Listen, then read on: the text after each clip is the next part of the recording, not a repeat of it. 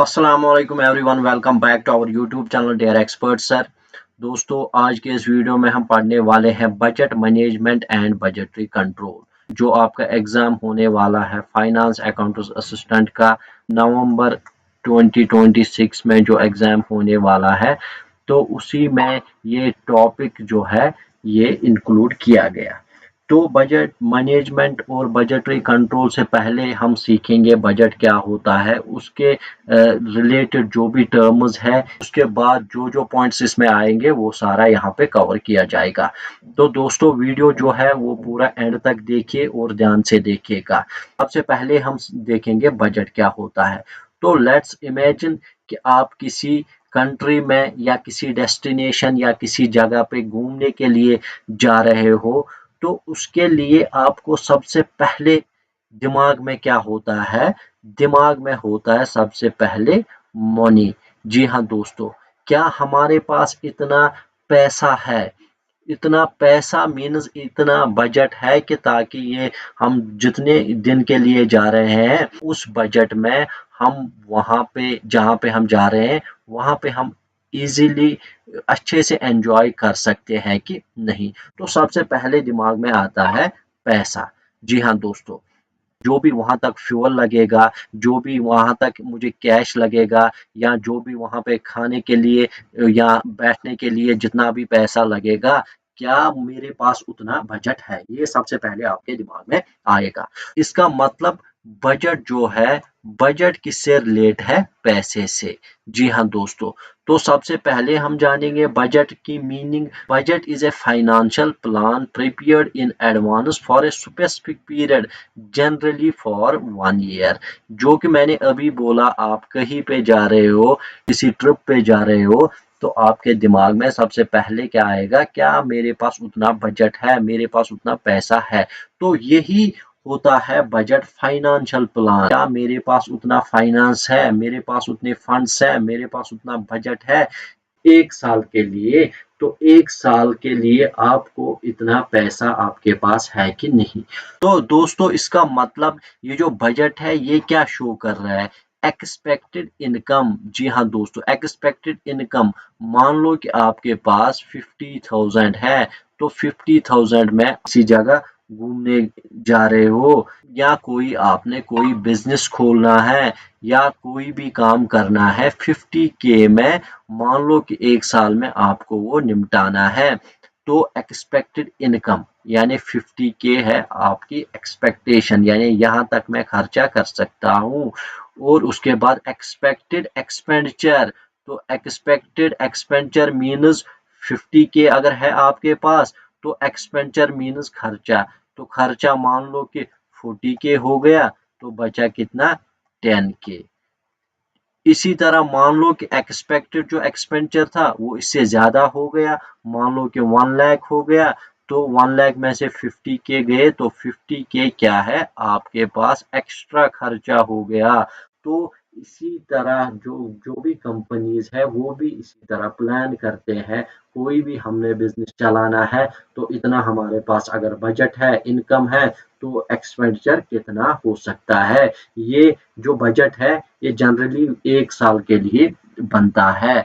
तो इसी तरह दोस्तों, यहाँ पे प्लानड फाइनेंशियल एक्टिविटीज, तो फिर जो भी जहां जहां पे आपको पैसा लगेगा कंपनी में, तो वहां वहां क्या कर रहे हो आप वो जो एक्टिविटीज है वो नोट करते हो कि कहाँ पे मुझे कितना पैसा लगेगा। मान लो कि सेल्स में इतना पैसा लगा, मान लो कि सेल्स में पैसा लग गया, प्रोडक्शन में पैसा लग गया, आपका आपका जो है सैलरी, जो भी वहां पे आप कंपनी में एम्प्लॉय रखते हो उनकी सैलरी में पैसा जाएगा। तो इसी के हिसाब से जब आप प्लान करते हो, उसी प्लान से आपको कैसा आउटकम आएगा, क्या वो पॉजिटिव आउटकम आएगा या नेगेटिव आउटकम आएगा, वो डिपेंड करता है आपने कैसी फाइनेंशियल प्लानिंग की होगी, यानी बजट किस तरीके से आपने बनाया होगा। यानी इन सिंपल वर्ड्स, बजट क्या होता है? Planning of money in advance. पैसे का बंदोबस्त करना है एडवांस में ही, तो उसी को हम बोलते हैं बजट। तो दोस्तों, आई होप ये आपको अच्छे से समझ में आया होगा।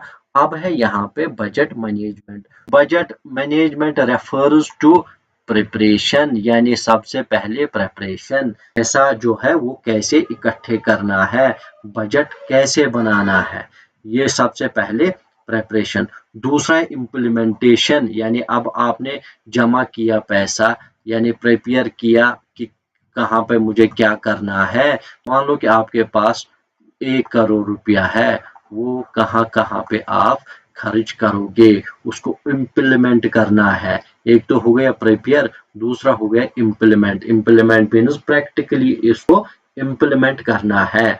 तो हो गया पहले प्रिपरेशन, बजट मैनेजमेंट में सबसे पहले प्रिपरेशन, बजट बनाना है, पैसा बनाना है, उसके बाद इम्प्लीमेंट करना है। इम्प्लीमेंट मीन्स यानी कहाँ कहाँ पे कितना खर्च करना है। उसके बाद जहां जहां पे आप खर्च करोगे उसको मॉनिटर करना है। मान लो कि आपके पास कंपनी में 10 एम्प्लॉइज है, आपके दिमाग में आता है कि मेरे पास थोड़ा पैसे बचे हैं, मैं एक और एम्प्लॉय को एडजस्ट कर सकता हूँ। लेकिन जो भी आप 11th एम्प्लॉय यानी एक और एम्प्लॉय एडजस्ट करोगे, तो उसको आपको देखना है कि वो मुझे कितना कमा के दे सकता है। उसको मॉनिटर करना है कि चाहे मुझे एम्प्लॉय कम करने हो या ज़्यादा करने हो, या सेल्स मुझे बढ़ाना है या कम करना है। जो भी आप करोगे बजट के हिसाब से आप करोगे, फिर मॉनिटर करोगे कि एक्सपेक्टेड जो इनकम होगी या रेवेन्यू होगा वो मुझे ज़्यादा आएगा या कम आएगा। उसी हिसाब से आपको ये यहाँ पे देखना है। किस हिसाब से? बजट मैनेजमेंट के हिसाब से। दोस्तों, जब आप मॉनिटर करते हो कि मुझे कहाँ पे क्या होता है, कहाँ पे कितना फर्क पड़ता है कंपनी में, उसके बाद फिर करोगे रिवीजन। रिवीजन क्या होता है? रिवीजन दोस्तों सिंपली होता है, यानी बजट को रिवाइज करना है। क्या मुझे बजट कम करना है या ज्यादा करना है? यानी इस साल अगर मैंने 1 करोड़ रुपए खर्च किया, फिर उसके हिसाब से आपको देखना है कि आपका रेवेन्यू कितना जमा हो रहा है। अगर आपको रेवेन्यू अच्छा खासा बन रहा है तो आप और भी इसमें इन्वेस्ट कर सकते हो कि वही आप रिवाइज करोगे अगले साल, क्या मुझे 1 करोड़ से ज्यादा खर्चना है या 1 करोड़ से कम खर्चना है। तो उसी के हिसाब से आप देखोगे। यानी इसका ऑब्जेक्टिव क्या होता है? Optimal use of financial resources. जो भी आपके पास है, जो भी आपके पास फाइनेंशियल रिसोर्सेज है, उसको एक बेहतरीन तरीके से यूज करना।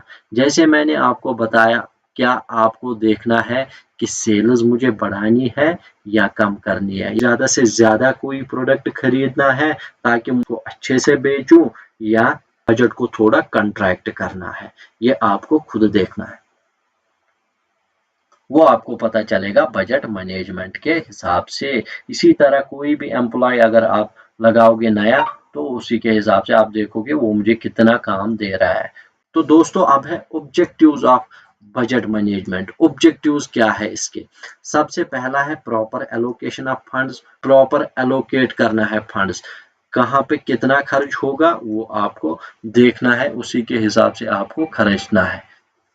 उसके बाद है कंट्रोल ओवर एक्सपेंडिचर। जो भी आपको खर्चा हो रहा है, तो क्या आपके पास प्रॉपर कंट्रोल है कि नहीं। कहीं पे आपने यहाँ पे 50K खर्च किए, तो 50K खर्च करने के बाद क्या वहां से मुझे 51K बनते हैं या 40K ही बनते हैं? वहाँ उस पे खर्च करने के बाद वही आपको बजट मैनेजमेंट में यहाँ पे सिखाया जाएगा।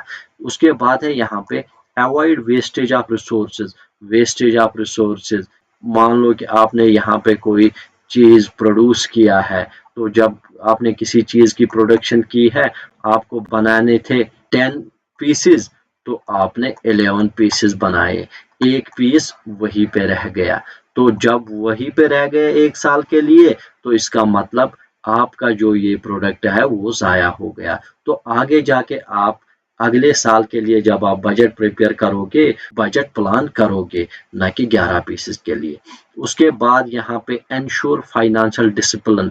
जी हाँ दोस्तों, फाइनेंशियल डिसिप्लिन मीन्स पैसा जो है वो, यानी वो एक डिसिप्लिन अंदाज में खर्चना है यहाँ पे। ये नहीं कि आप गए कहीं पे घूमने, आपको जहाँ पे 20,000 रुपये खर्च होंगे वहाँ पे आपने 50 किए, तो ये कोई डिसिप्लिन नहीं है, इससे आपका घाटा ही होगा। तो बजट मैनेजमेंट में ये भी आपको सिखाया जाएगा। उसके बाद है achievement of organisational goals. Organisational goals को अचीव करना है, यानी जो भी कि कंपनी का गोल होगा उसको अचीव करना है। कंपनीज का क्या गोल होता है? To maximize the profit. जी हाँ दोस्तों, टू मैक्सिमाइज द प्रॉफिट। तो जब आप कोई भी बजट प्रिपेयर करोगे तो उसी के हिसाब से, मान लो कि आपने 1 करोड़ खर्चा किया, आफ्टर 1 ईयर 1 करोड़ से ज्यादा आना चाहिए आपको, तभी तो आपके फायदे में है ये बजट, नहीं तो आप नुकसान में हो।